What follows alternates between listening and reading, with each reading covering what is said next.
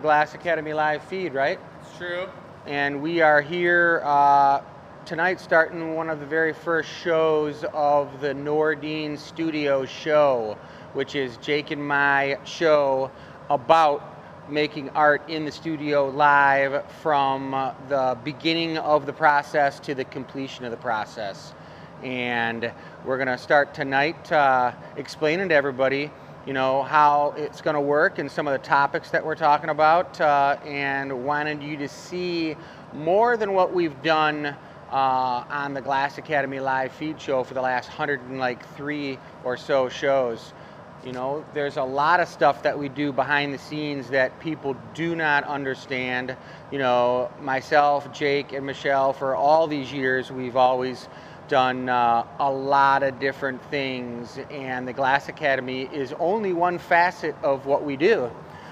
We do a lot of lighting fixtures, we do a lot of sculptural installations for hotels, for hospitals, the healthcare industry, and it's just always a ton going on, and it's always really fun. And now Jake's in the business with us, and we want this legacy and this educational process to go a lot deeper than just blowing glass, on the blowpipe.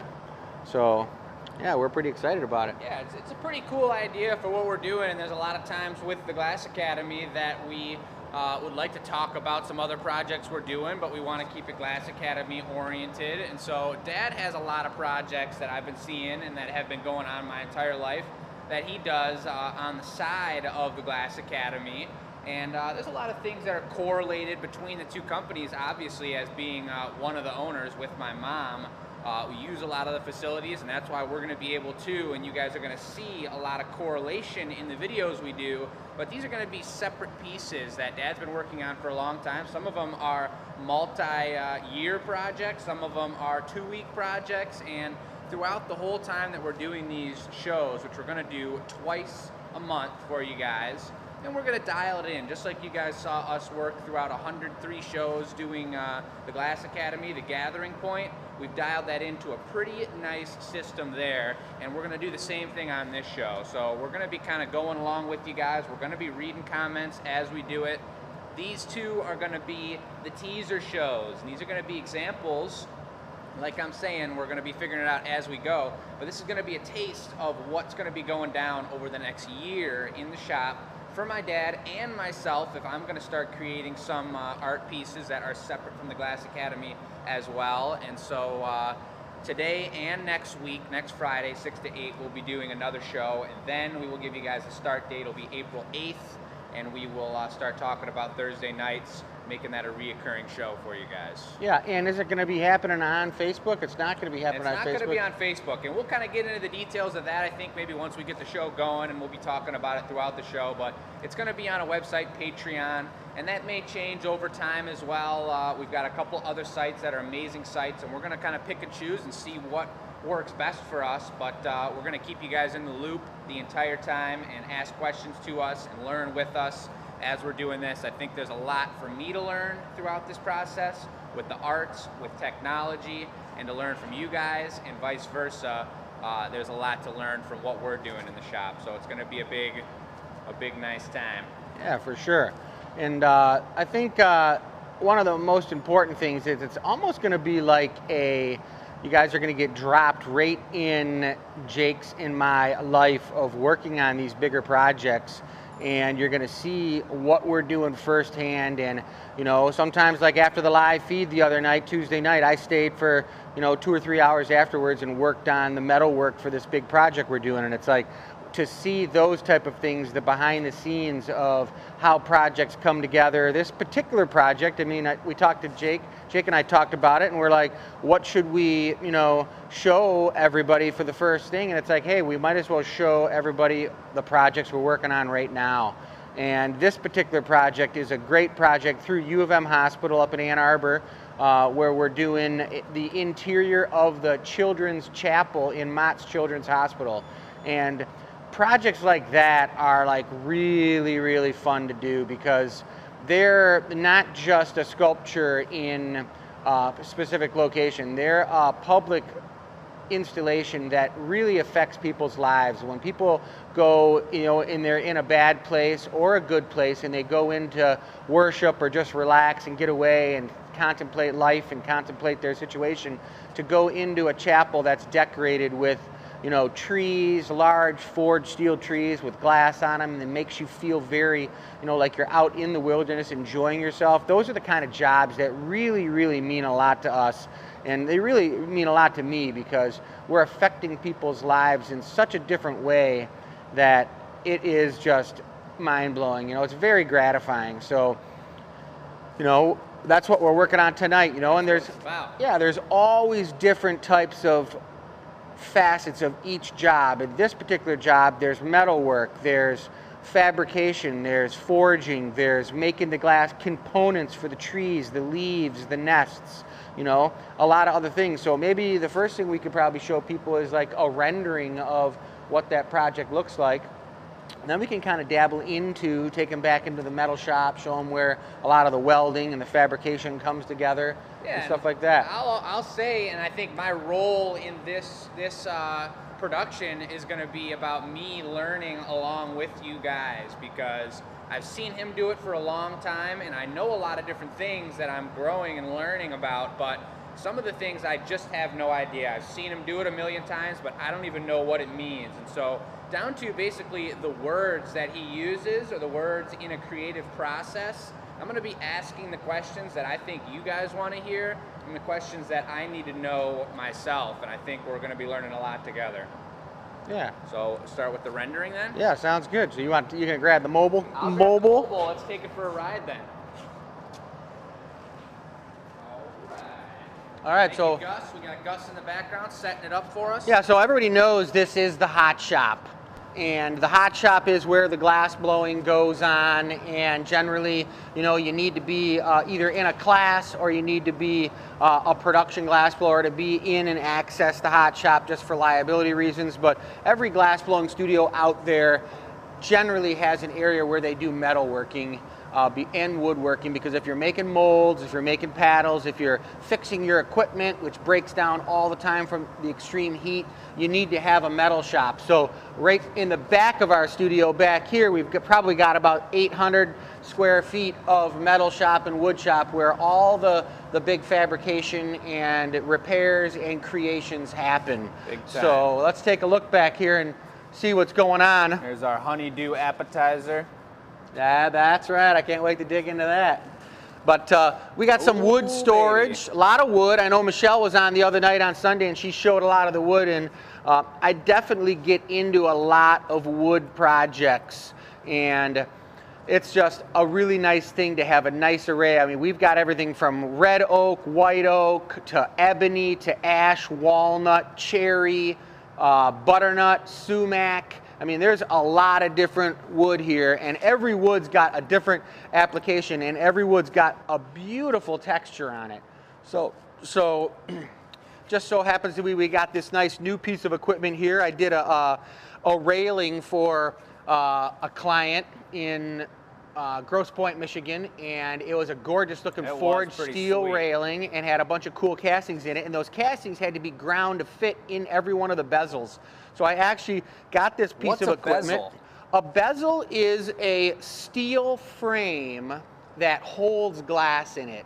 So if I was going to have a forged railing and I was going to have a rail, I could put a bezel, which would be the framework that the glass would slide into, just like a ring. A bezel on the ring holds your diamond. That makes sense. So the bezel on the diamond on your railing would be the glass jewel that fits into the bezel.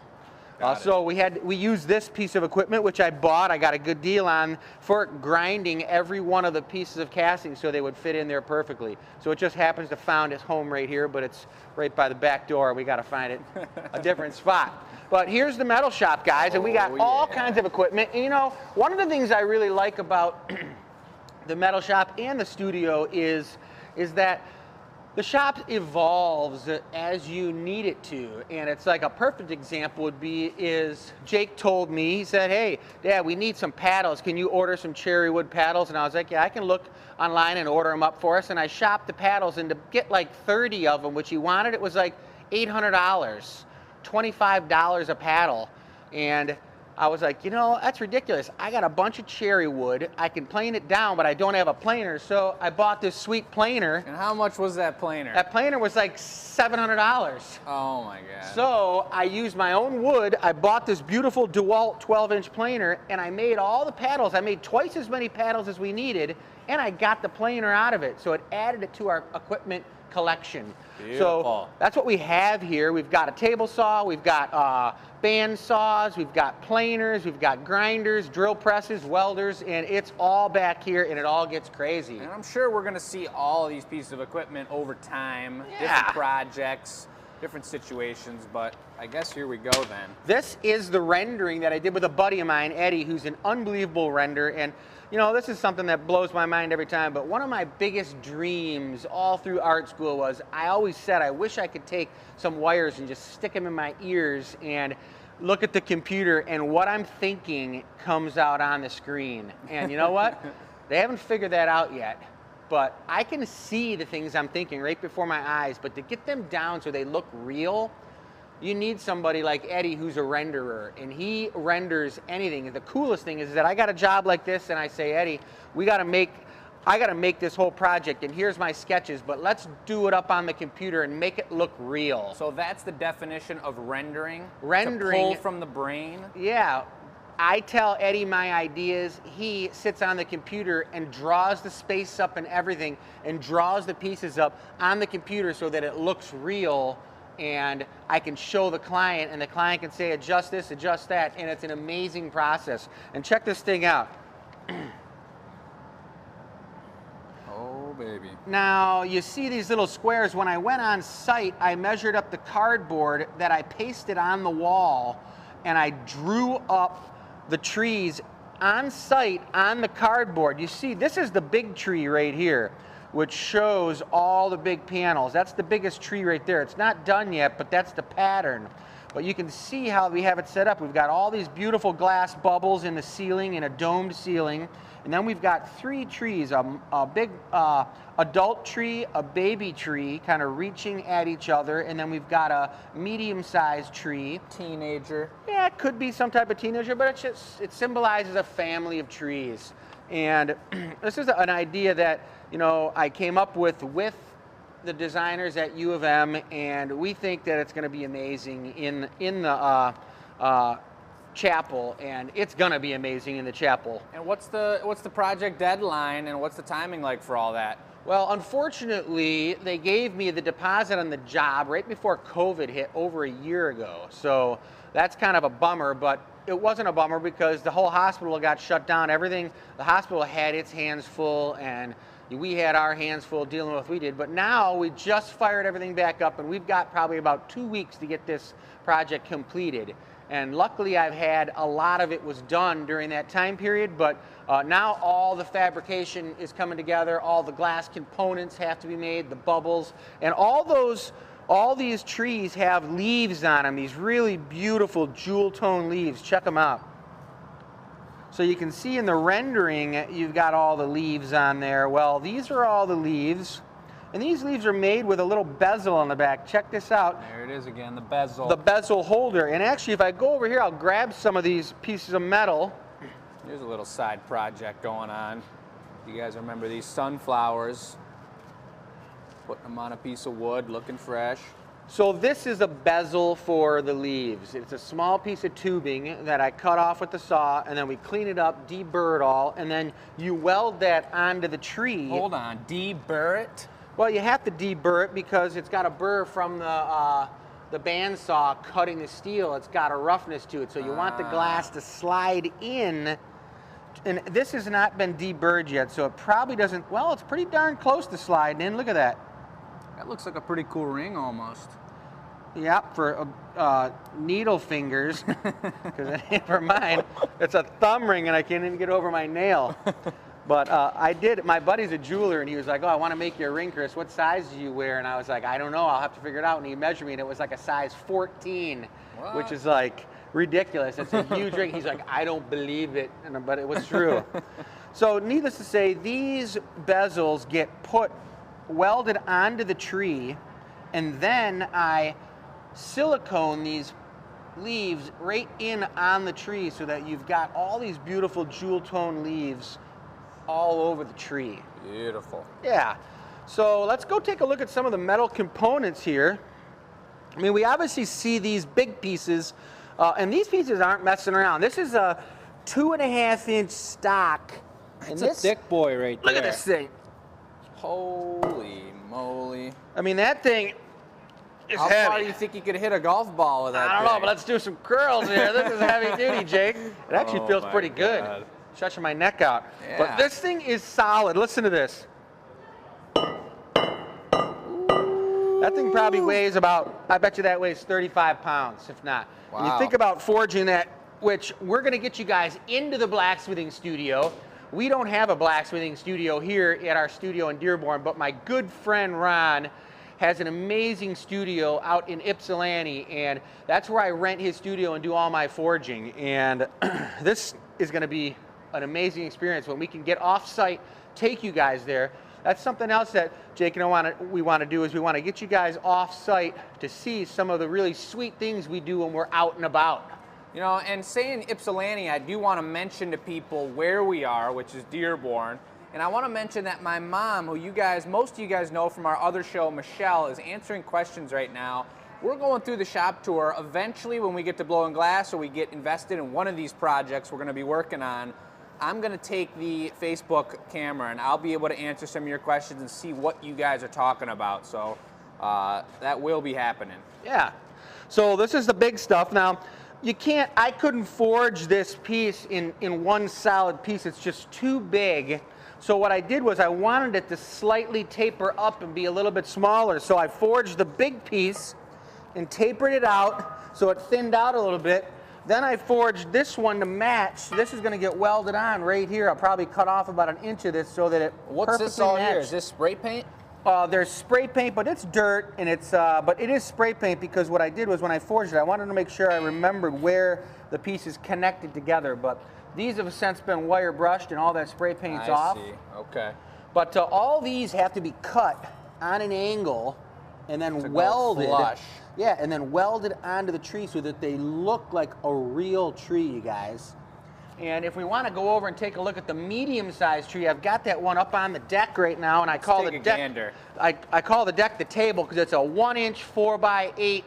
I think it might even be bigger than 1 inch. It's like 1.5 inches thick table. Come check this thing out. Look at that other tree sitting up over there. That guy's looking put together almost. Little guy's done. Oh. He's ready to go. But check this table out. Solid 1.25 inch plate steel for fabricating and welding on, and that's what I've got going on right here. This is the medium tree, and this is already welded up into one piece. Check this out. Can you lift that thing? Oh my God. It's pretty heavy. This one's not the biggest. It's right in between.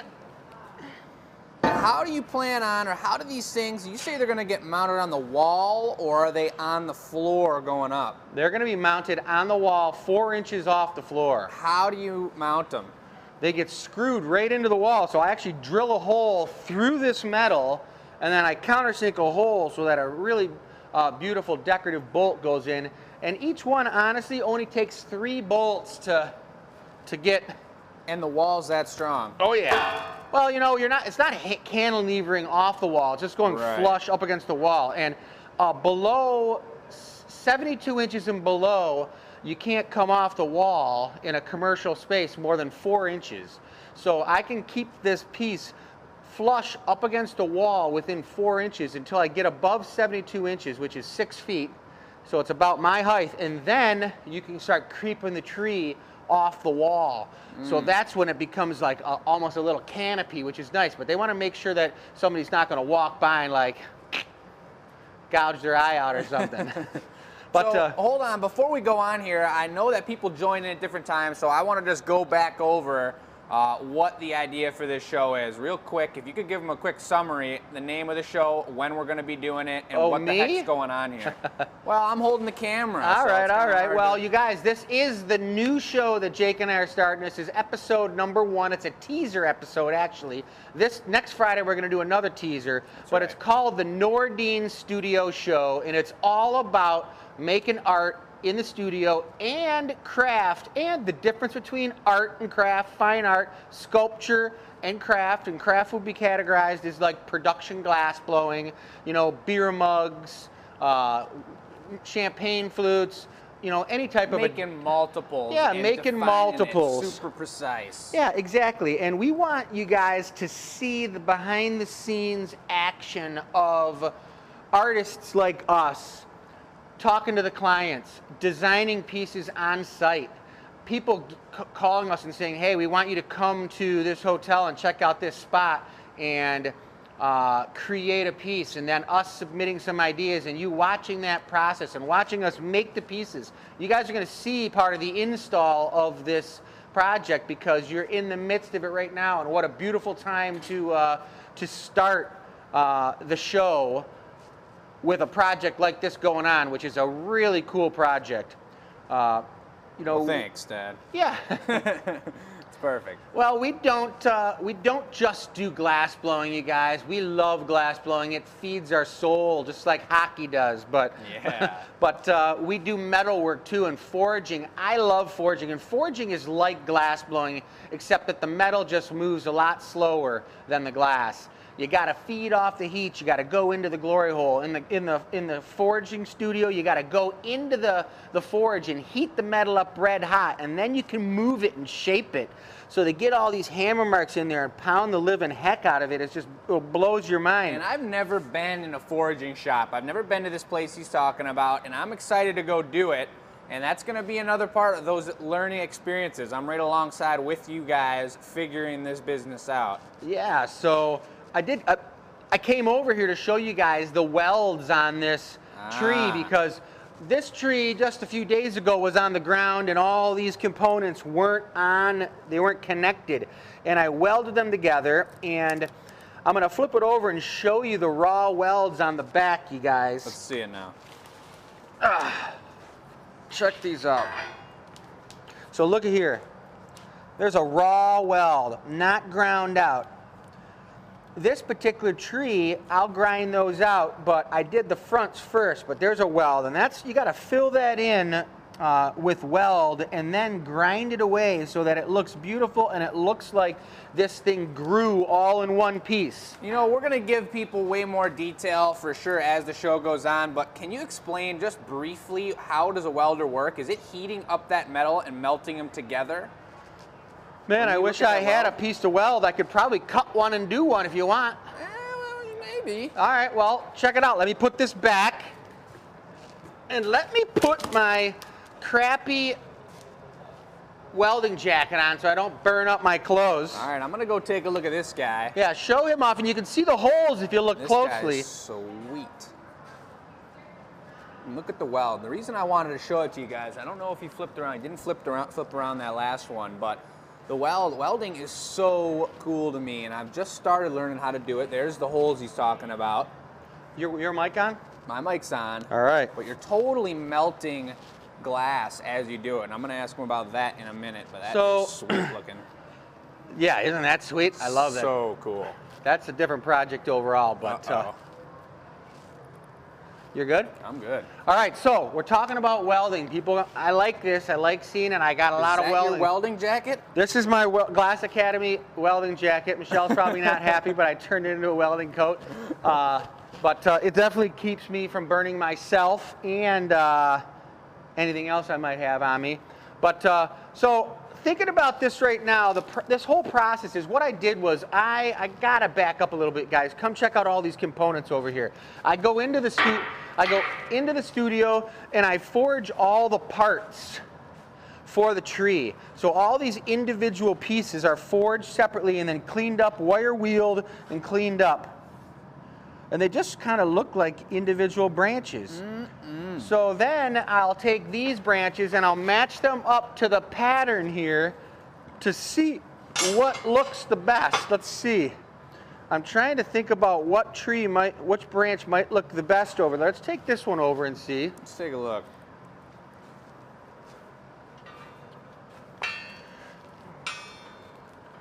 I'm thinking that's a spot right there. Check that out. That's a good one. So that one's looking good. Let's push this thing back. So we're looking to make that connection like that connection, right? Side by side. That's the process. Yeah, and it's not easy, but I'll tell you what I do. And you know, the problem here with me is that I have my white chalk and I put it on white paper and I lose it, boy, but I got that extras. Little thin boy. Yeah, I got extras right here. I keep them all, and I don't take the whole thing. All right, so you got some soapstone chalk. Soapstone? Yep. That's good for writing on. Look. What's the difference with that? I don't understand why.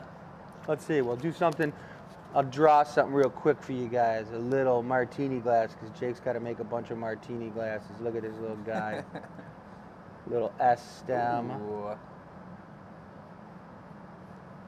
And it's on the blowpipe. Little optical twist. There. Decent. All right, so when I want to put this thing together, you stay there, Jake, on that side, and I'm going to come over here and do this. All right, then. But I got to look at this guy, and I got to size up the piece, and I mark it on an angle, so I know that's where I got to cut it. And I bring it over here, and I put it in my trusty, beautiful vise, which I love about as much as my truck. Vise and trucks are right in the same category. Super sweet. Don't need the welding helmet yet, but I do need some safety glasses. Awesome. And now I got the Facebook up. I'm looking up a couple of the questions. I'm seeing them come in. Wire wheeling. I'm going to show you guys wire wheeling right here. Check it out. But the safety first, guys. Earplugs and safety glasses. So now I'm going to start yelling at you. Perfect. But I got to get my zip disc on here. Glass Academy or Rust. So hold on, I know this tool and I know it cuts metal, and for everybody, the first time I saw that, not that, this one, I mean, I know that's a multifunctional tool with many, many additions to it, but that one other piece you were about to put on or you took off, does that cut metal? This cuts metal. This is the wire wheel, and I don't recommend using a zip disc. It's called a zip disc because you can zip through metal with it, but you should really, every person out there using a zip disc that doesn't have experience should have a guard on their Makita. I don't have a guard on my Makita because it just works way better. Hopefully nobody will see me cut my finger off on live camera. Let's hope not, but you're saying this cuts metal. That's what we're going to see happen? Oh yeah, this cuts metal beautifully. All right. And it's no mess. Look at this. Should we turn the mics off, or I wonder how loud that is for everyone. Well, I hope your guys... Maybe just turn your mic off for a sec, or no, just leave it? I got you guys. All right, thanks, Gus. Gus is the man. All right, here we go.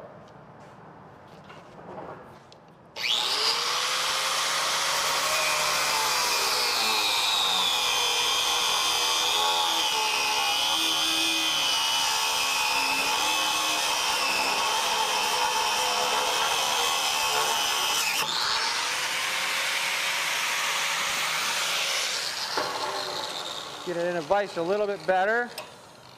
And the smell is great, guys. That's another one of those shop smells that you gotta love.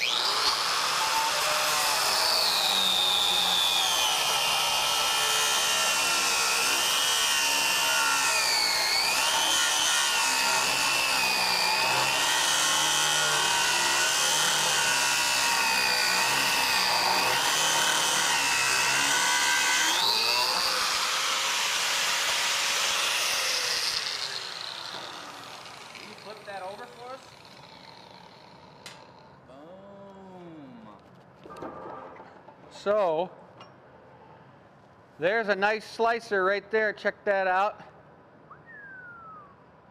Using the zip disc on there, and now that should be cut at the angle that I want. You just eyeball it like that? Well, I marked it with the soapstone. Oh yeah, right.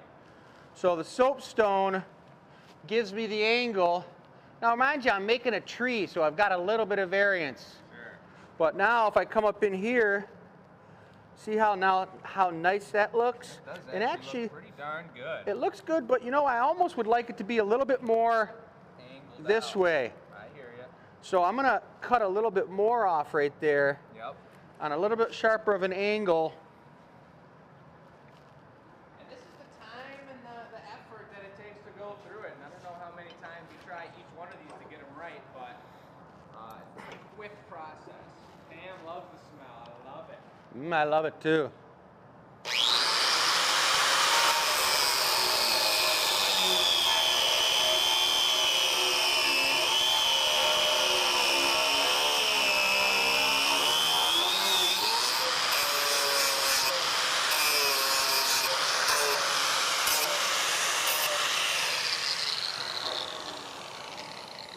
All right, let's check it out.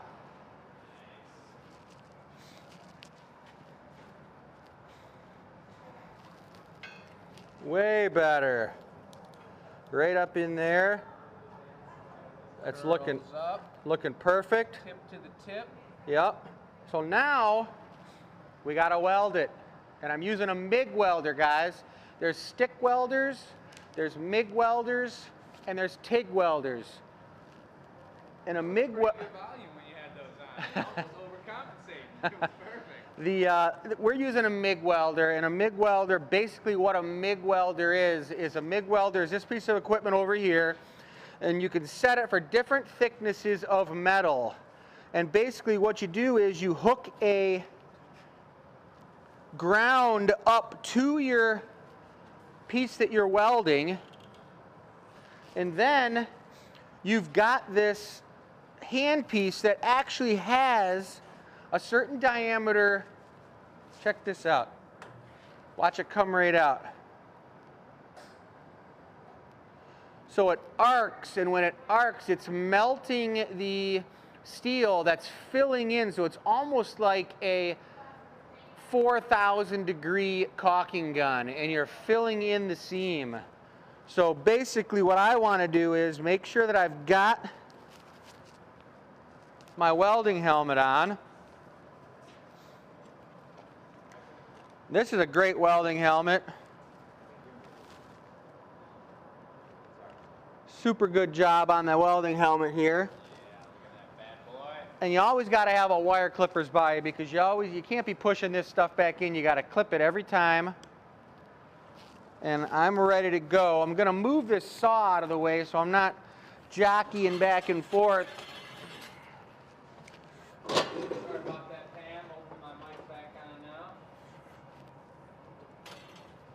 now. All right. Everybody hear me all right? I'm sure you can. Sure we can. Because Gus double checking us. my mic's good. So now, This is the welding, guys, and we don't know how this works with a camera. I'm going to do the best I can. I'm not going to be looking into it directly.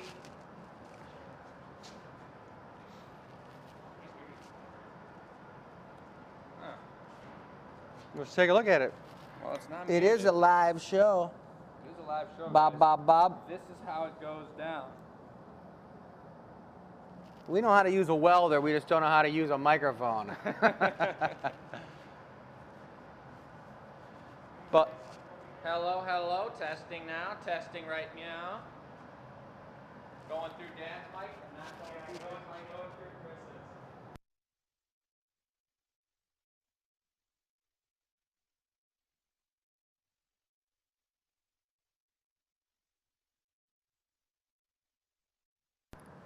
All up good up here. Looks all good.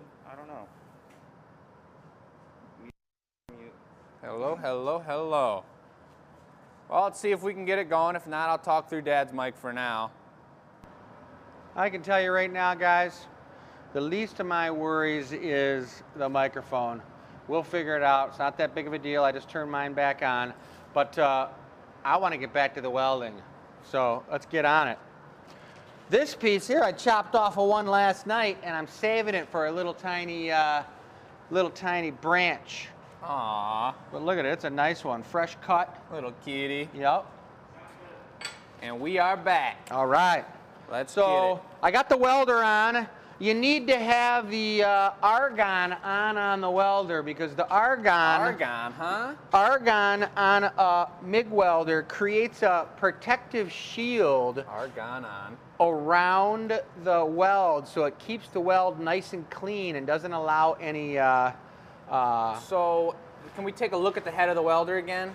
Yep. Because I've learned this over the past month or so, and what he's saying is, you see this welder, around the sides comes the argon and pushes out all the imperfections in the air and any nastiness that's in there that would affect the weld. And it comes out of these holes right here, sprays out, and then comes out the end of the welding tip and surrounds the area you're welding with an argon barrier that keeps the weld nice and clean and allows it to fuse without all kinds of impurities in there.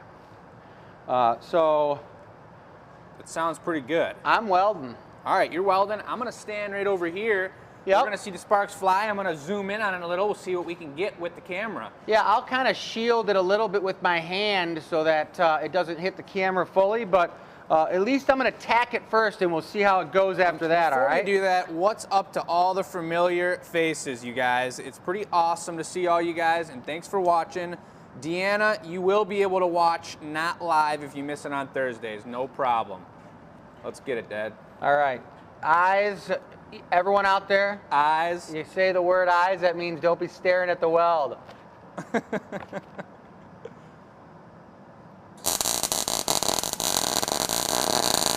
Oh yeah. Look at the sparks flying. I gotta watch my glasses, because I know from welding, I'll pick up little spots of metal on my glasses. So there's a tack, guys. Tack.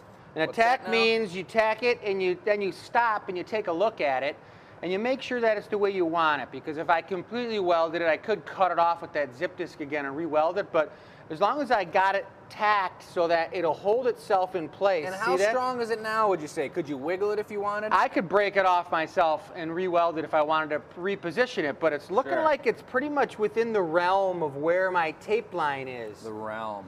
Yeah, and you want to be in that realm. I don't want my tree to look like a bunch of tape. I want it to look like a tree. So, but I'm going to come around the other side, and you're in still a good spot, Jake, but I'm going to come around this way and weld this puppy all the way. Settle right in now. Yep. So you're going in for a little more action. Yeah, I'm going to go in and just fill that hole on this whole side. Then I'm going to have to flip it and do the back side. Very good. So here we go, guys.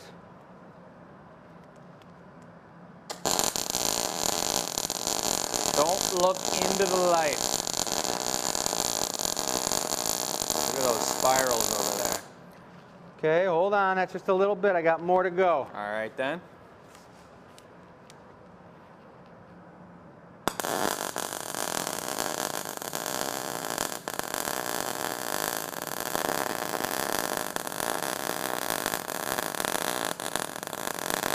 Another pretty good smell, you guys, and there's more than just hot chop smells, I'm telling you. And I got a wire brush around here somewhere to clean. Look at the metal. There's the splatter that comes off that, and then he's talking about cleaning it.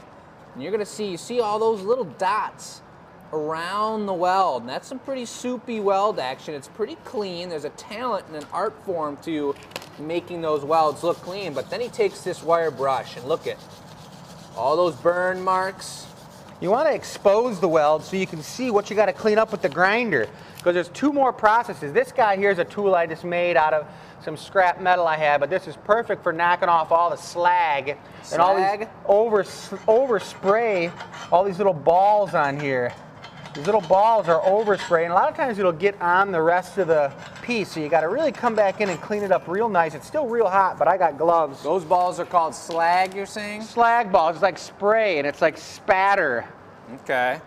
So we got that side welded up pretty good. I'm going to flip it over, and we're going to do the other side. And Dawn's asking, you always, I mean, can you weld on cardboard? You're not worried about that lighting on fire? It'll burn, but it doesn't matter to me, you know. It's like, I don't care if it burns because I'm using the pattern for that reason. Like, check this one out. This pattern was on the table last night. Ugh. It's a heavy boy. And this guy fits it. Watch. I'll line it up. Look at that. There you go. There it is. There. Yep. And I added that extra length onto the right side because I know the client specifically told me that they liked the fact the chaplains in the chapel really liked the fact that the little tree looked like it was reaching up at the big tree. Aww. So we wanted to have a little bit longer branches going that way. And I know we got people joining in and out, so can you just go over real quick again for Rachel how we got the texture look on here and that we're gonna go see this at some point? Yeah, the way this works, you guys, and I'll show you. Put this back up over here. That was a pretty sweet weld, you guys. Let's see.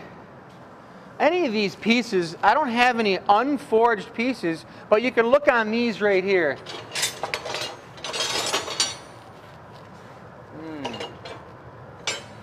This is another project that's going on, but these pieces, the metal starts out perfectly smooth like this. This is 1-inch raw stock. And you heat that up red hot in the forge so that this is totally red hot, and then you actually beat on this with a hammer and you taper it out. You taper it so that it thins out gradually into a smaller piece. And I personally, when I'm blacksmithing, like leaving some heavy hammer marks on there. That's kind of my style.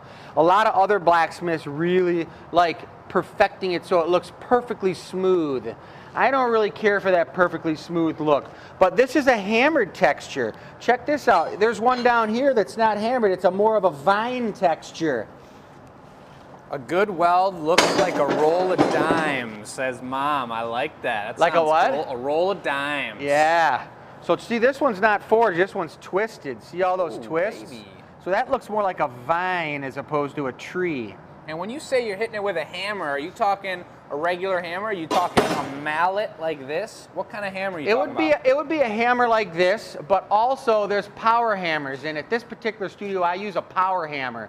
And a power hammer is a big automated hammer that you actually hold onto the red hot metal, and you've got a foot pedal, and you're just bam, bam, bam, bam, bam, and you're just like, let's see that foot movement. The foot's going bam, but you're holding it down, and this thing has the pressure of like, you know, I think it might be like 400 pounds of down pressure coming down, smashing that thing. So you can get crazy with a power hammer. Wow. And you guys are going to be taken into the studio at my buddy Ron's place, and you're going to see his power hammers in action. I'm going to take Jake and probably going to grab Eddie because he wanted to come, and it's really, really cool. That sounds like a blast to me. It's like you're going back in time, man. It's like I don't know very many high-tech blacksmithing studios that don't look like you just dropped back into like the early 19th century. It's awesome. And Ron's an amazing blacksmith, and he's taught me everything I know, and he's a great guy. You'll meet him, Ron Bishop, super cool. But let's get back to what we were talking about. What the heck were we talking about? What were we talking about? We're going to flip this thing over, and we're going to weld the other side. Okay, all right then. I don't want to not weld the other side. You guys got me welding one side, so now we're going for the back side. But look at that. Look at that weld. That's beautiful.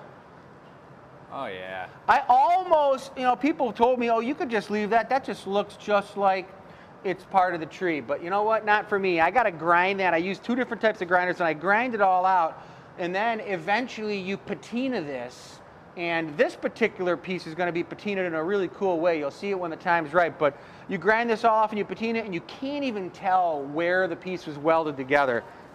That's what I love. So I'd love to see, I saw a lot of people talking about welding. I'd love to hear how many of you guys have actually welded before out there. I've seen like 4 or 5 people and or their husbands were big welders.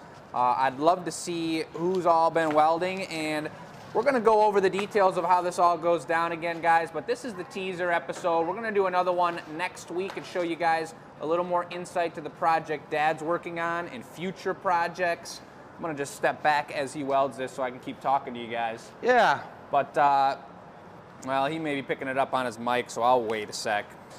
Want me to turn my mic off? Yeah, turn your mic off for a sec. But the subscription process we will go over, and we're going to have a link for you guys next week. We're going to be doing it twice a month on Thursdays on Patreon. And like I said in the very beginning of the show, you guys, We're going to be totally taking this on the fly as we did with the Gathering Point. We did 101 shows, 102 shows with the Gathering Point, and it's just now feeling like we have a true system, like we have things going down the way we want them to go, and we've got some sort of sanity to what we're doing. And we want to have a little mix of both with this show. So we're slowly going to be moving along with it, and stick with us. We'll be keeping you updated. We actually have an email that should be posted in the description.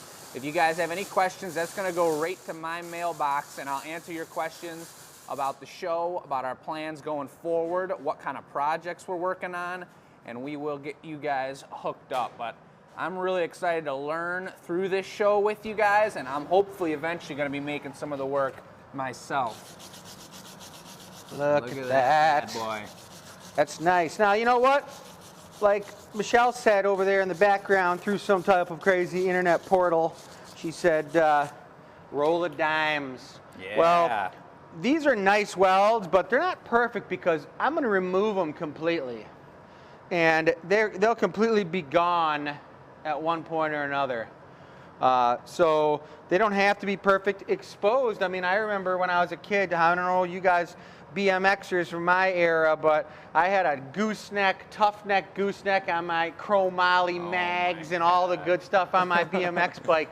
And there was tasty welds all over that thing. And you'd see them and they were just like beautiful all over the place. That's a nice exposed weld. If you're going to leave a weld exposed, then make it pimp and make it nice. But if you're going to be just filling in some void and grinding it all the way and smoothing it out, well, they still turn out pretty nice, but I like, yeah, that's it.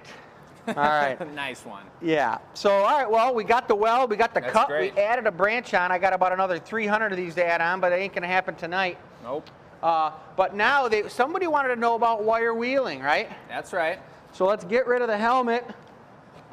And this is the stuff you really need the earplugs for. And when we're blowing glass and Dad's wire wheeling over here with Eddie, we put in earplugs over there in the glass shop. And somehow we found out that the music almost comes through the earplugs right into our brains, and everything else gets drowned out. And we had a pretty good time. Jason and I were blowing the COVID rocks glasses back on Friday, or maybe it was, today's Friday, it was Wednesday we were doing that.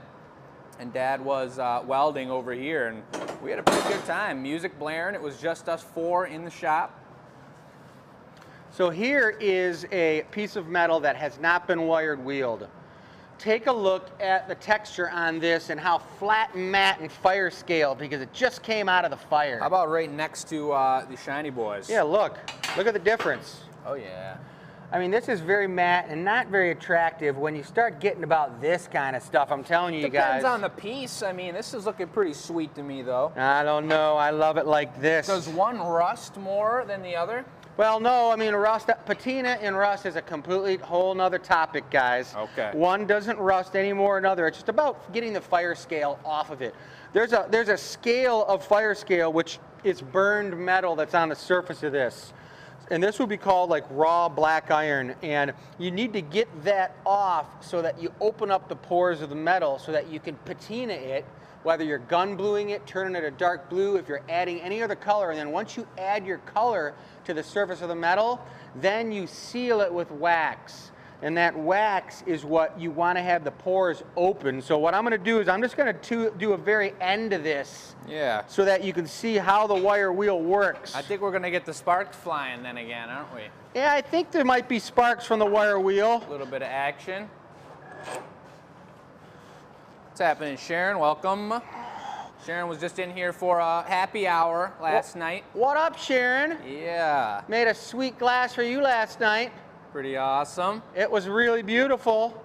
I was going to mess with you and tell you that Jake and I drank out of it already because it's such an amazing piece. We wanted to have a sip and see, but we didn't.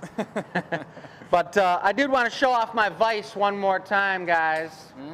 Because check this out. Here's a big old boy right here. Look at this vise over here first.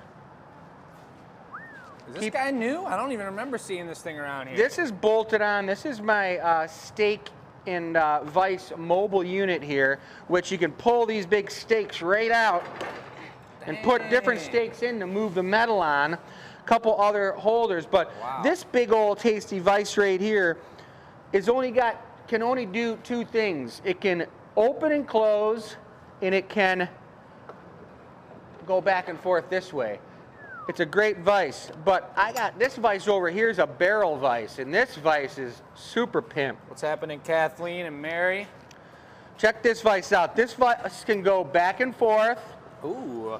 It can open and close, but look what else it can do.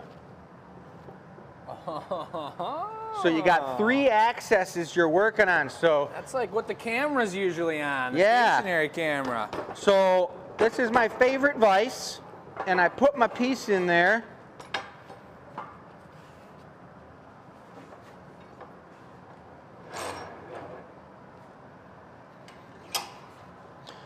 Always making sure your piece is really tight in the vise, because if this thing goes flying, you don't want it to go flying when you're using a wire wheel or a zip disc on it. But this thing's in there real good right now. You know what, and I learned. I love it. They're loving watching you talk about the tools. Well, check this guy out. My new discovery. Hey, instead of having wires flying out of the wire wheel and sticking in the end of my nose and being completely painful, check this out. Eddie and I were in here for about 10 hours over the last couple of days wire wheeling, and look at what happens when you wire wheel. You get all kinds of holes in your arm because the wires shoot out and stick in your arm. And the worst, it's like somebody punches you in the nose when one hits you right in the end of the nose. God. And I was like doing it, taking the beating. But then Eddie was like, why aren't you using the full face mask? And I'm like, well, those are for the Glass Academy when we were teaching classes. I can't use those. He's like, what are you talking about? So I used it the other day, you guys, and it is unbelievable. Oh, probably getting a nice echo now, too. Woo. Whoa, whoa, whoa. But all right. I don't think I'll ever go back. Carrie? All right. Sounds like Darth Vader. Confirmed. All right. So here we go. We're going to wire wheel a little bit of the end of this. All right, then.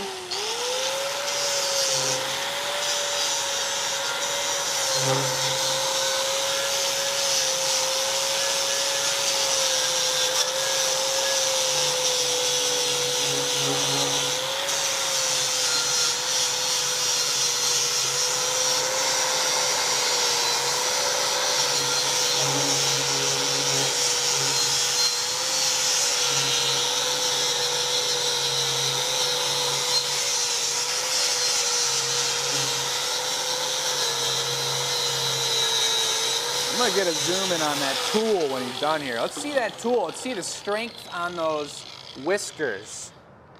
Because those things are no joke. And you were pushed into them. I saw them bending a little bit too, but look at those thick boys. That's how we're, what do we call it again? Wire wheeling. Well, the P word. Oh, I don't know. Patuto or something? That's taken off the... Oh, patuto.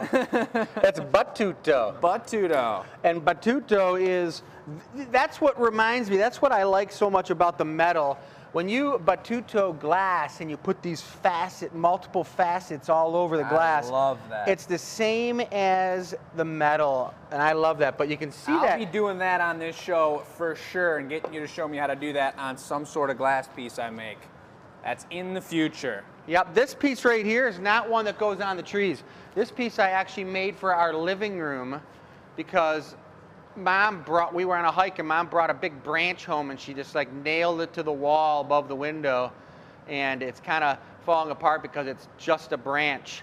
So I took the design and I made this to match the piece in the window, but I did that like a year and a half ago, so she doesn't even know about it. But the reality is that the shoemaker doesn't even have any shoes, so I haven't put this forged piece in my house yet, but I'm going to store it. It's going to happen. I'm going to store it down here, under here for now, like the Bowflex under the bed, until I get to it. But I got all this other projects going on. Well, I got a quick question. I see a couple people showing appreciation. Love it, you guys. Welcome to the show. What do we call this show again, Dad? The Nordin Studio show. And that's actually the email to contact us, guys. Yeah. thenordinstudio@gmail.com. But Amanda says, how quickly do you go through a wire wheel? How long do those last? Way too quickly, guys. Check it out. Really? Yeah. I mean, that one you were just using there? Yeah, that one right there, I could probably wire wheel for probably like 5 or 6 of these pieces, and it'll be down in almost nothing. So Wow. I have a whole collection of them over here. Oh yeah. How much do those cost a piece? Anywhere between like 16 and 26 bucks a piece. Dawn did just point out that Grandma watches most of these shows. Who? Grandma. So she could have been listening to you. You're talking about because of that branch? Yeah. Well, that's all right. I was talking about Michelle. Oh, I think she's watching too. I know, she's right over there. Keep it quiet. Watch out. All right, so that's about it for the tree action, right? I think so. So we talked about those leaves. I'd like to probably, Yes. you know, there's other things that are going on with the job. There's the glass leaves, which we can do a leaf demo and show you how to do those, because I do have about 100 more leaves we got to make. So that's going to have to happen. But also there is what's going on in the ceiling of this chapel. And if you looked at the rendering here, up in the ceiling you've got all these bubbles. And the bubbles, intermittently through about 80 bubbles or so, there's 12 lighting fixtures that are going to be hung up in there that are hand blown as well too. So there'll be 12 lighting fixtures hung up there with all the bubbles, so it just really gives you this like mysteriously beautiful like take me away type feeling in the chapel. So I know I had a cart of bubbles over here that we could do. I think I remember seeing it. I did too. Back to the start of our show, there's our wood. Where in the are bar they at? area? Oh, in the bar area? Okay. There's a nice lineup of doors that my mom has collected for the gallery. And we do some pretty cool stuff. Not going to talk about Glass Academy too much, but that's a beautiful collection back there. So here's some of these bubbles, just a few amount. We started making those. You got the clear ones down there. And then we've got the pinks and the irises. These are pretty darn thin. Really thin. So we got a boatload more of these to make. But these are going to be hung in the ceiling by a really unique hanging system. Come check this out. And that office, that's my dad's office, guys. Someday, one of these shows, we're going to get up in there. Don't be telling them where my office is I'm not going to be at. saying too much about all that. So this is the type of fastening device that gets put into the ceiling that is going to hold those bubbles. We're going to string the bubbles on. I see. And you drill a hole in the ceiling, probably a 7/8 inch hole, and this coupling will go up into the ceiling and pop up, and then you'll screw this canopy up against the ceiling, and then you've got this little cable gripper right here. And the cable gripper holds the cable. There's the cable. And these, we'll slide the bubbles up on here and use these little Allen bolts and put multiple bubbles on each cable. So let's check it out again. Multiple strings of bubbles and the trees. The leaves are going to be installed on site. Is that correct? Yep. All right, and we could honestly maybe, well, we'll show those guys the bubbles over there at some point, maybe when we're blowing glass. But lighting it's a pretty good fixtures? example of what's going to go down with it. Yeah. We do have them in our gallery. The one thing I did want to mention that I really like about this project is that instead of just having the 3 trees in there, I've got these branches coming out of the wall up in the ceiling. And the reason I did that is I didn't want it to look like you just walked in and we screwed 3 big trees to the wall. I wanted it to look like those trees were growing up through the chapel, and these trees, branches, were like coming within the core of the chapel. So you were really in the forest. It makes it seem that much more realistic.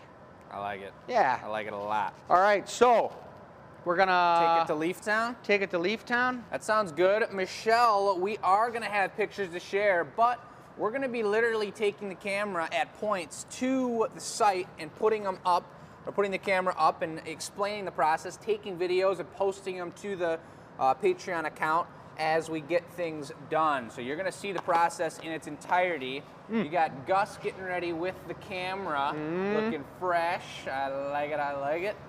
We got the whole hot over here And if you guys have seen our show before, this is the glass shop here, where we're gonna get it going. Mom is over there saying hello, briefly drinking a green smoothie and a Monster drink. Uh-oh. And So that's what's happening. we want to make sure we got the right colors out. So what are you gonna make? Some bubbles and some leaves? I don't know. I Or don't no think, bubbles? I'm not going to make any bubbles now. I think I'm just going to make a leaf or two just to show the process. You got it, but they're the same colors as the bubbles. They are. The leaves on the trees and the bubbles, all of the same colors. We've got a beautiful copper blue, and we've got a really, really nice iridescent color, and then some pink.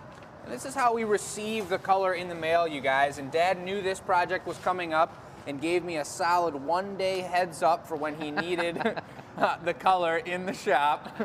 And I put together a color order, and we got some stuff for the Glass Academy. We got some stuff for his job here. Specific sizes. He wanted all the same size, a little bit spotty with the color. And the spottier you put color on, the more color goes on there. And spotty means the speckle size of the frick. Correct. Because spotty could be a spotty thing, you know. But I don't know about all that. yeah. But here's our colors. Yep. Copper ruby, a beautiful light pink. We've got an iridescent gold, and we've got a sea blue. All transparent, all super beautiful.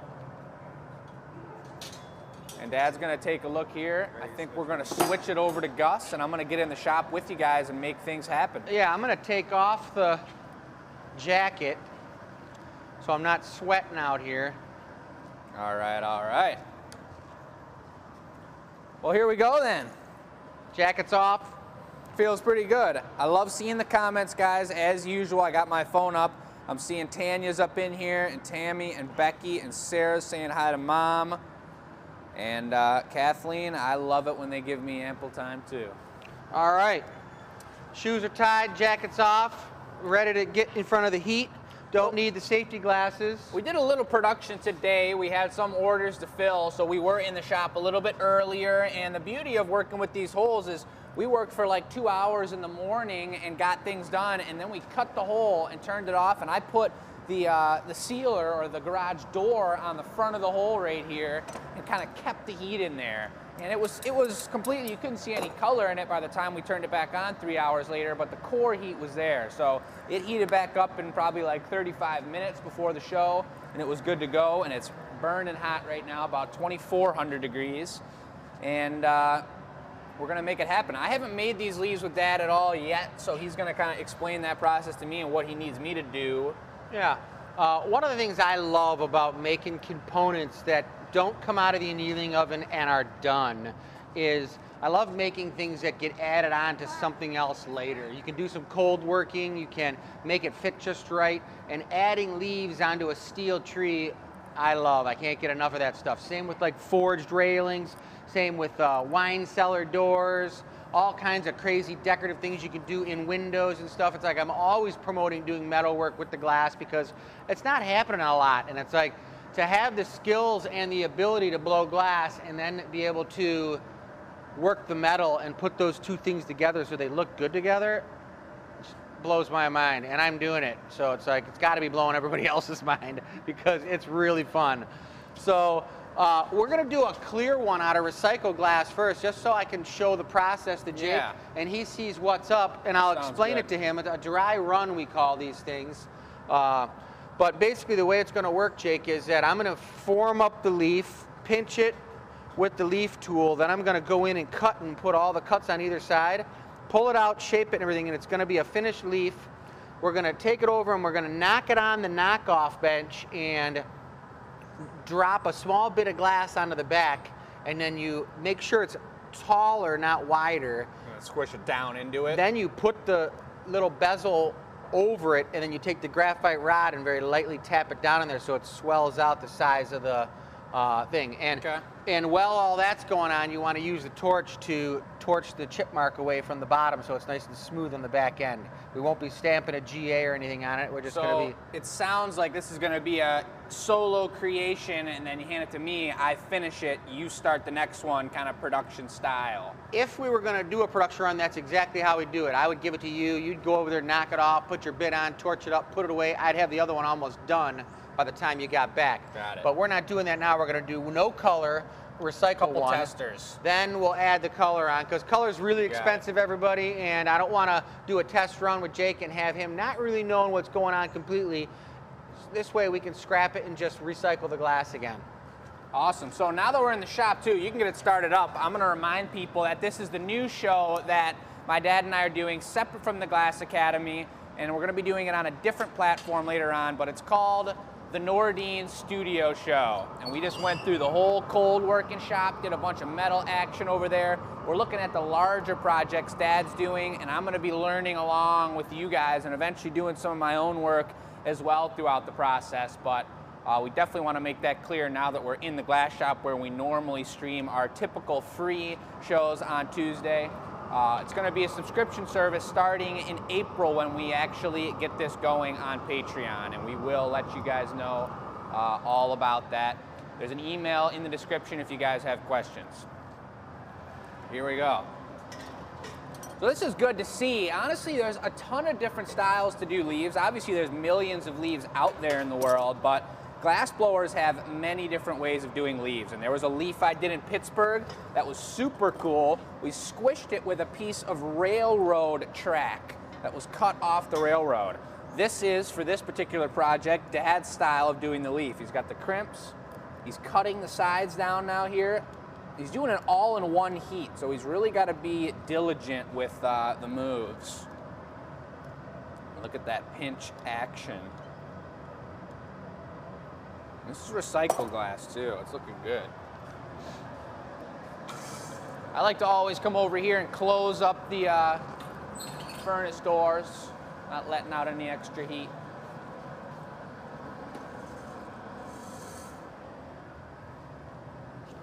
Little gravity. So this is when I kind of finish up the back end of the leaf by pinching it.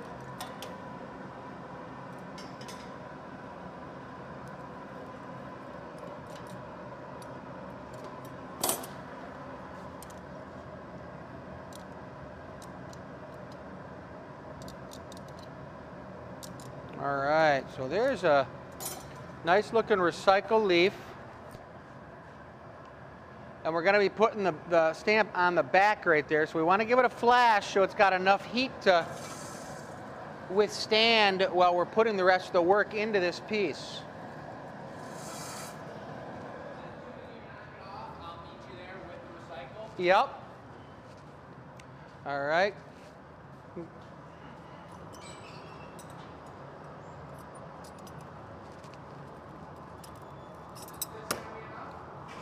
Sure, plenty.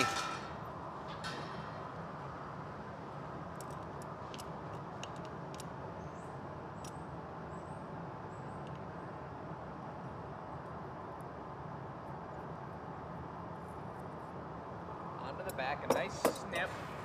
Gus is a little stuck by the tanglage of the Sling Studio. There we go. So there is the bezel. It's all right. It's on there. So then I would take this and squish that in there. But we already did it a little bit. I just kind of put it in myself, doing it myself like this, and then I went like that. You don't want to press it too hard because you might not be able to get this off. Gotcha. Just a light press, and then that's it. You're gonna torch the And then you would torch the bottom. Kids will be running their fingers along these or something. Yep, you definitely don't want anyone to cut themselves on it. All smooth spots. How do you put it away? Claw? Claw, yep.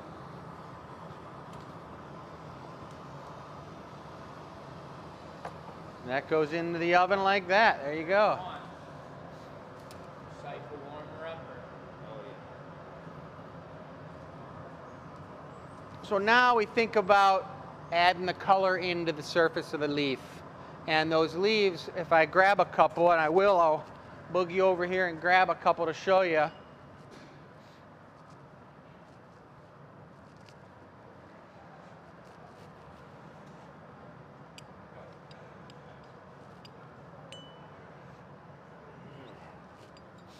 So one of the things I like to do with the leaves is I like to have them gradated in different colors. This one's got the amber and the blue.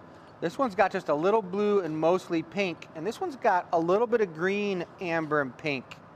And the nice thing about that is when you do specific colors, I've got a pile of them. I'm probably going to make about 100 leaves, 120.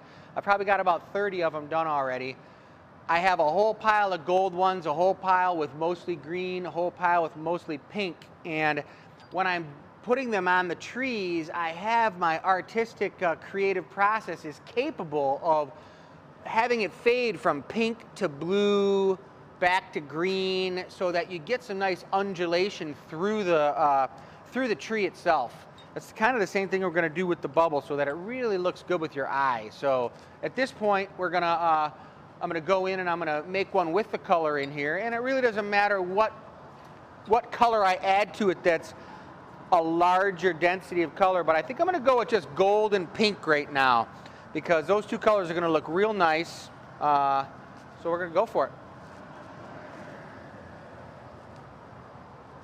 And I'm going to be using the clear crystal, guys, because the recycled glass, if you use it, I know I want to use all crystal because it's going to make the colors a little bit more prominent for in those trees.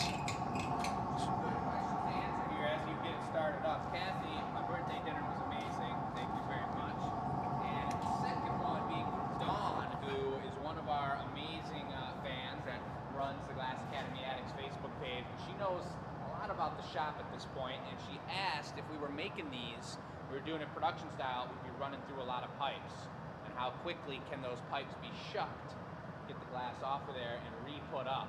And that would be the job of me in this case, the assistant, depending on the color. If we want to save it, if it's clear, do we dunk it in the water, do we not? We have probably different size pipes. We have probably 35 punty rods. Yeah, and we'd be using the solid rods, not the blow pipes. We have less blow pipes, more punties. So we'd probably be working about 25 pipes, just busting through them. And the way they lay in the bucket here, there's a total system. Everyone thinks their own system, but I like to do it where the fresh ones put on here, then I know I'm piling up a little pile of old ones leaning this way, and then I can come over here and grab 5 or 10 in a bunch, give them a couple knocks, toss them back up on the pipe roll. So I like taking a tiny little gather on the blowpipe first, or the punty rod, just so that it seals the end of the rod, because as these pipes deteriorate and they start to break down from the heat, you'll get bubbles drawing off, like a little bit of fire scale, metal scale, flaking coming off. So if you take a tiny gather first and you coat the end of your rod with the glass first, then when you go in and you grab your second true gather that you're going to be taking the piece and making the piece out of, you're not going to have any of that funkiness in there. Well, my mic was off, so hey, the pipe shut quick. All right. I think we should just leave them on. But let's go over here and check the color out, Gus.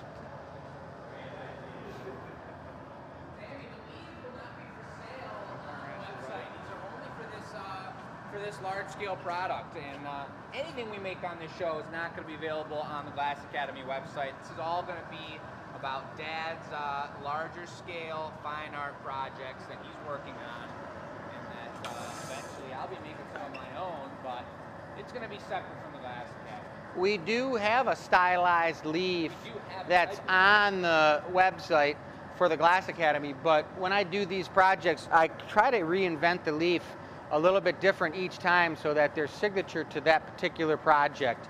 Yep. All right, so it's a little different than the recycle. All that orange you see in there, guys, is just because the glass is hot. This just gives me some ribs, and those ribs are almost all they disappear by the time I get done cutting this piece up. 7 cuts on one side. 7 cuts on the other. It could change. We are making nature's creation, so there isn't any right or wrong when you're making a leaf. But I do have, it looks like there's a really pretty like divide right down the middle with the color.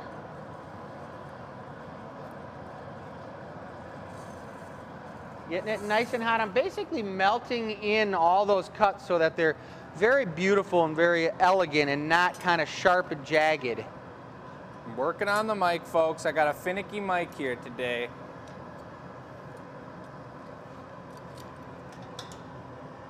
But hopefully it's coming back along for us.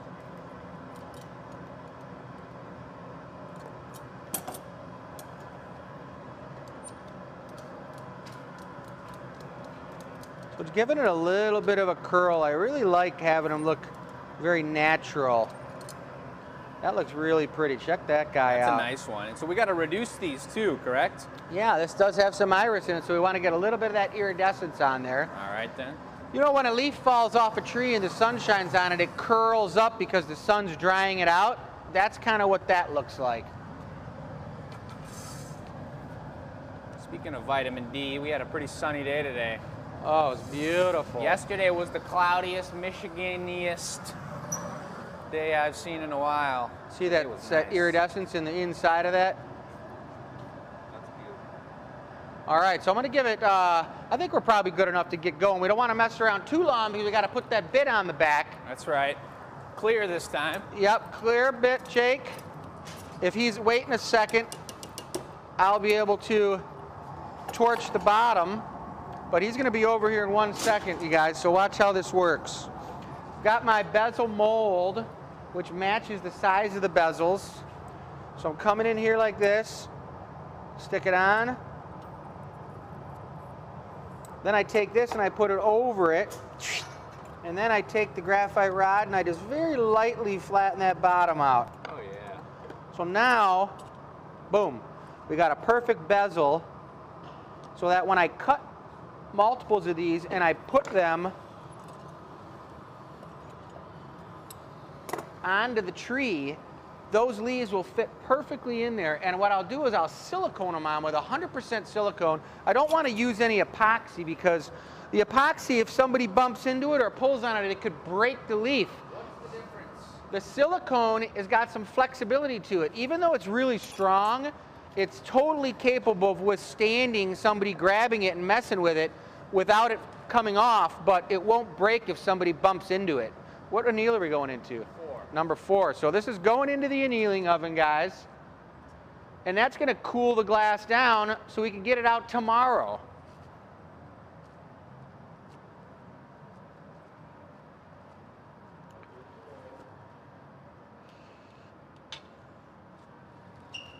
All right. So that's another thing. It's like, it's cool because it's like the days that you need to make glass components, you're making glass components and they all go into the annealing oven. When I'm done doing that, like honestly later tonight after the show, I think Jake's gonna go do his thing. Gus, you're gonna be out. Michelle's gonna be out. I'm gonna go work in the back on that metal because it's really loud, it's very like noisy, and it's just kind of bothersome. So a Friday night when nobody's in the studio but me, sounds like a dream come true. That's your thing. So I'll be working tonight till probably about midnight on those things, and it's going to be a blast. But I was just saying it's cool to work on the glass, fill the annealer up, then work on the metal, and then tomorrow it'll all come together, which is sweet.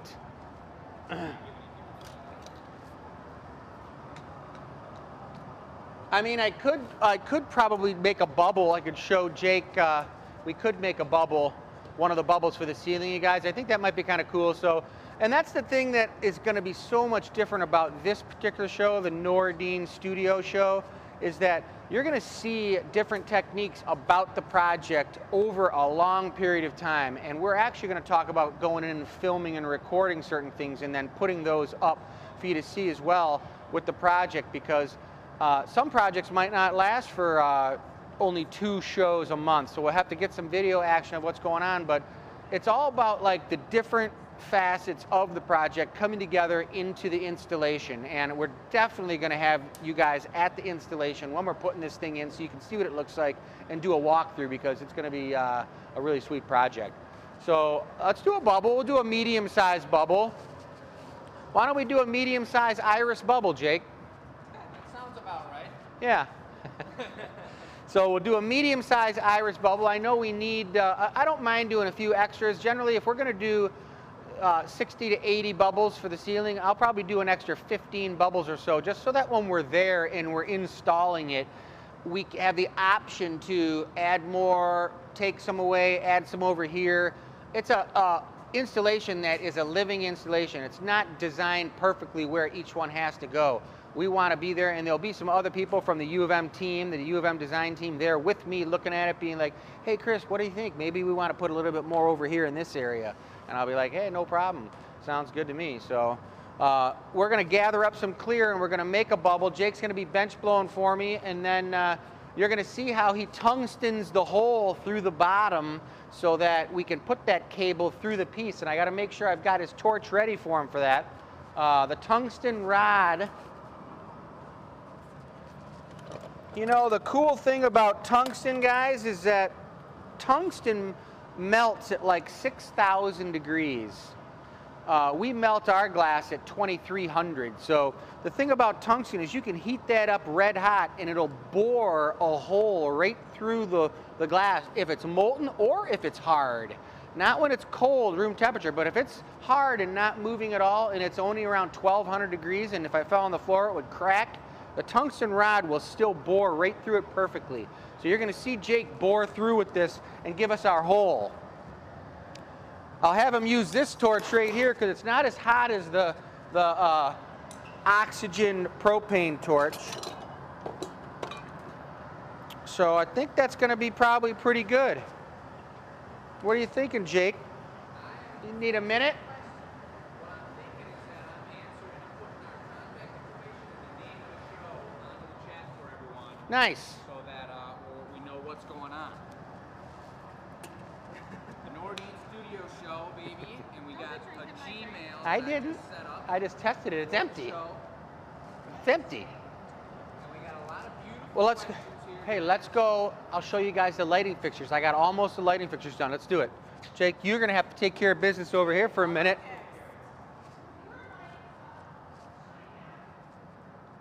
They wanted to see the lighting fixtures anyways.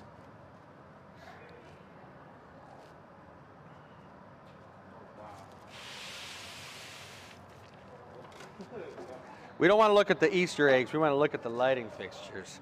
So here they are. So these all have to be ground and polished, and I got a core drill holes through them, and I got 3 gold ones I have to make, which would give us 12. We got 3 blue, 3 pink, 3 clear, and we got 3 golds, which I still have to make with Jake.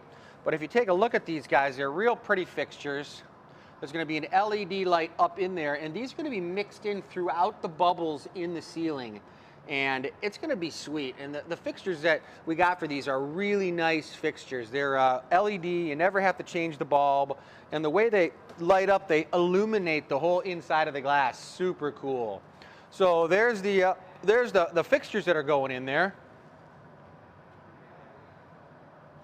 So you kind of see how this project works. You guys like my iron rocket ship? Oh, that's sweet. We were ironing something back at the old studio, and the iron fell over and burned a hole right there. And I got so tired of it, just sitting there looking like an iron, I turned it into a rocket ship. That's awesome. But, all right. So let's get some bubble action going.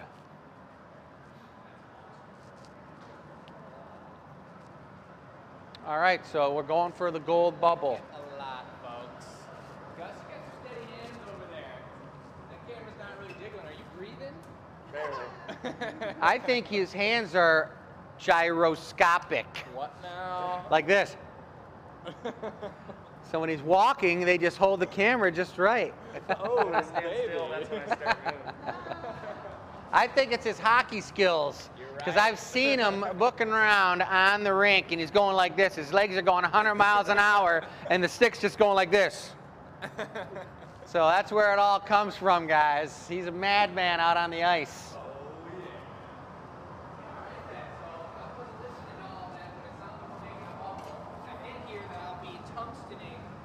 I brought it out for you.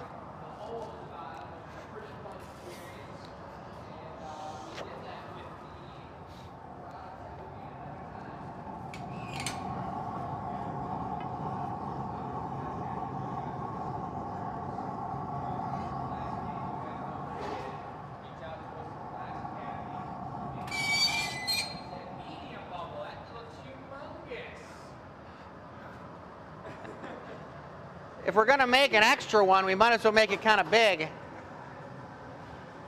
When time's left,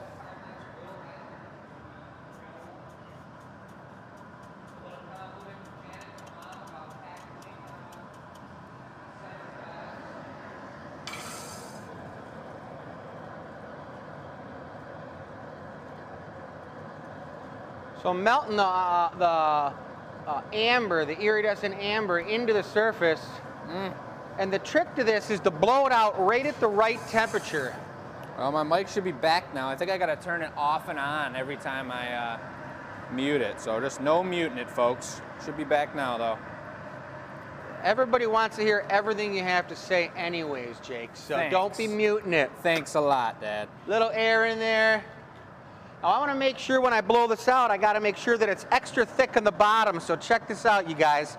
I'm marvering or chilling the bottom so that it stays a little bit thicker so it blows out correctly. Oh, yeah. You need a bench blow then? I'm going to need a bench blow, my friend. I got to make sure that I don't blow it out too quickly, and I got to make sure I don't blow it out too hot because I'll lose it. Blow, Jake, lightly. Stop. Got the big jacks. Okay, Jake, go ahead and start blowing. Slowly. Keep going. All right, keep going. Harder. Keep going. Harder. Good. Ooh, watch it now. Lightly blow. Good. All right, so there's a nice bubble, and that puppy's hot. But the trick is to get that neck and the top really tiny. Jake, you can come on over. Tungsten time? Tungsten time, which is going to bore a hole in the bottom. While this thing's cooling off, it's still a little bit hot up here in the neck. I want to dial this baby right in here now. You could use this one. For real? But if you want to use that one, go for it. Just you don't want to overheat it, that's all. Watch this now, guys, how this tungsten bit works. Is that ready? Yep. Get it nice and red hot on the bottom. All right. He just wiggles it and watch it. It's going to pop, boom, right through. Touch that end with the torch just a little. Good. So now we got a hole for that cable to go through. That cable is 3/64ths of an inch. So that tungsten is an 1/8 inch, a 16th inch tungsten, which means we've got about a 64th of an inch play. You guys got those numbers right? So I just equalized the heat, but it doesn't look too beautifully iridescent right now, but watch what goes down now. You got it, Dad. I'm having too good of a time watching these comments. So this is going to bring that iridescence out, which we all know how the iris does that. I'll probably do it 2 different times, but look at that. Oh, baby. It looks yellow now. Yeah, it's got a beautiful amber, but that iridescence will pick up the blues, the pinks, all the beautiful colors in there. Look at that. So we're going to take that now, and Jake's going to bring the torch over, and we're going to knock it off. There will, Kathleen. Write those numbers down now. Now watch this, guys. This is important to make sure that neck was that right size. That's a serious bub. And now he's not going to overheat that because we don't want it to close up. He's just going to keep it kind of right about there and just circle around it, Jake. Just right there now. I've torched 1 or 2 pieces in my day. I think he's used to teaching Eddie about this.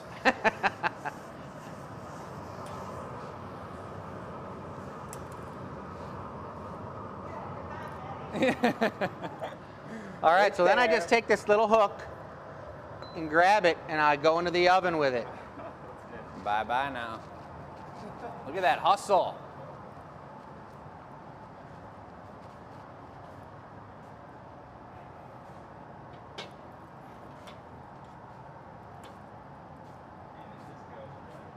And it's sitting rolling? in there. Oh yeah. Rolling real good. It did a little bump all over the place. It bumped Great. on a tulip, it bumped on a wine glass, and then it settled in the middle. So, but yeah, so those are the bubbles, and we got a lot more of those. So I did bring my buddy Eddie Kolzicki, the artist. He's an unbelievable muralist. I was telling you about him, and he's a renderer, computer renderer, but he comes in and he's helping me in the evenings when Jake's doing Glass Academy production. He's helping me out, and it's a perfect job for him to learn how to be around the glass, because I'm not asking too much of him. I'm having him blow in the blowpipe, and I'm having him tungsten the piece and then burn it off and put it away. And he's already only done about 30 bubbles with me, and he is getting it down. And I told him, I said, you know, I go, if you get pretty good, I go, I'm gonna have to turn Jake loose on you. He's got to call you in and do some production.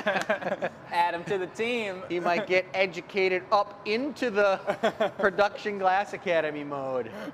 But yeah, that was a nice bubble. So I don't know, how are we doing time-wise? I think we're doing really good. I think that's a great starter show. And for anybody, once again, who's joined in and seen kind of what we've been doing here tonight, we've got Gus on the camera with us. This is unaffiliated with the Glass Academy, other than the fact that Dad owns it and I'm managing some staff here, and we're using the Glass Academy's equipment because it's a family business and that's how it works. But this is our own show called the Nordin Studio Show, and we've got a Gmail if you guys have questions for us. But these are going to be a couple shows. We're going to do one more next Friday.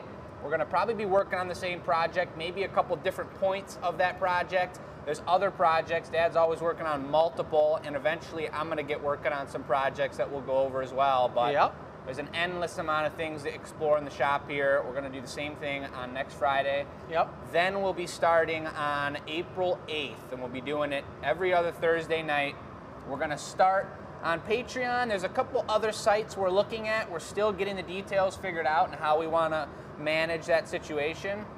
So stick with us as that goes and keep asking questions. We'll keep answering them when we know them. Yeah, and next week, next Friday, guys, it's next Friday, right? Yeah, next Friday, most of those leaves are probably going to be on those trees, and I'm even thinking almost by next Friday I might even be installing bubbles on site, because I know these guys, next Friday is the end of the month, and that's when they want me to get this stuff in there. So we're going to be busting butt all week long, and we might show some of the install. well, I don't know if the install is on Friday, but I did say that we'll get somebody to bring the camera out and we can record some of the install, which I think is great, Michelle. It may not all be live. We're for sure going to have 2 live videos for you a month. There's going to be different situations. We're going to figure the whole thing out, but we want to be able to take Dad's got the brand new camera we're using here, and we're going to take that guy on the road with us, even if he's there and he asks the construction guy that's sitting over there not doing his job to grab the phone and take a video of him putting up one of the bubbles. Then maybe we get a quick video of him installing it, and we can post that to the site, and you guys will get a sneak peek into some of the stuff that's outside of the shop as well. We won't be throwing any construction guys under the bus. Aw. But I am going to be this week getting into the blacksmithing studio, Oh, baby. and we're going to get you guys some video of that. I don't know if it's going to be live, but it's going to be into the blacksmithing studio, because I do have some 5/8 material, quite a few lengths of it that I got to bust out for some smaller detail branches.